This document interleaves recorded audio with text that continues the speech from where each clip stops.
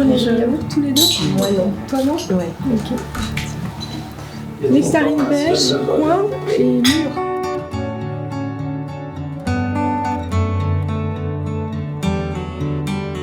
Ici à Altaterra, on a mis en place plusieurs choses pour arriver à des séjours qui soient vraiment respectueux de l'environnement. Et du coup, on a fait une construction qui est avec des matériaux écologiques, respectueux de l'environnement, des choses vraiment qui soient cohérentes avec l'histoire de la maison et avec le lieu dans lequel elle est implantée.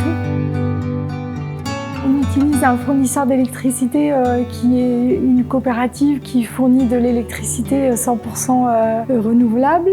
On a mis en place des réducteurs de pression sur les chasses d'eau, sur les lavabos. On essaye autant que possible de faire une activité qui soit, je dirais pas zéro carbone parce que c'est pas le cas. Les gens qui viennent chez nous, ils ont besoin de leur voiture pour venir. Mais quelque chose qui soit vraiment autant que possible respectueux de l'environnement et averti des richesses de l'environnement qui nous entoure.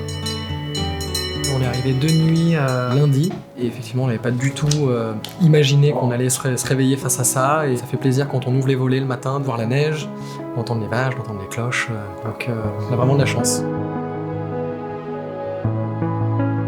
Nous, c'était notre affinité dès le départ à la création du projet, c'était d'essayer d'être le plus local possible et de faire les choses aussi bien dans ce qu'on mange, dans ce qu'on boit, d'essayer de trouver les choses au plus local possible. On incite les gens à rester proches de la nature et souvent les gens, s'ils viennent chez nous, c'est qu'ils ont déjà cette affinité-là et donc on n'a rien à faire, on leur apporte ce qu'ils sont venus chercher en fait.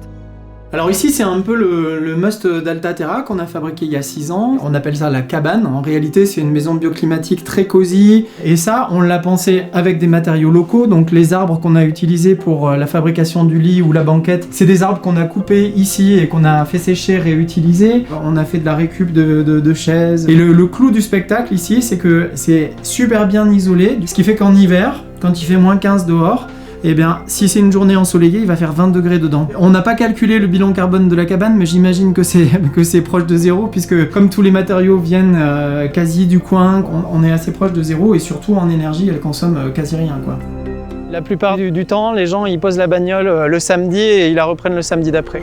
En dehors de la maison d'hôte, mon activité à côté aussi, c'est d'encadrer des groupes à pied en montagne, parce que je suis accompagnateur en montagne, et également en VTT, parce que je suis moniteur de VTT. Et quand j'encadre pas, je donne des conseils aux gens le matin avec la carte pour qu'ils puissent aller se balader, à droite ou à gauche.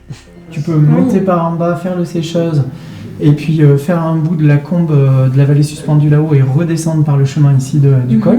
Attention à ne pas glisser parce que forcément c'est tout mouillé avec les feuilles et tout, ça glisse. Et voilà. Je vous trace les 2 options et puis vous choisirez en conséquence. Ça fait partie de la plus-value de la maison et puis surtout, on leur donne pas de mauvais conseils. J'essaye de me creuser un peu la tête pour que par rapport à la météo et par rapport à leurs capacités et à leurs envies, de leur trouver exactement la bonne balade.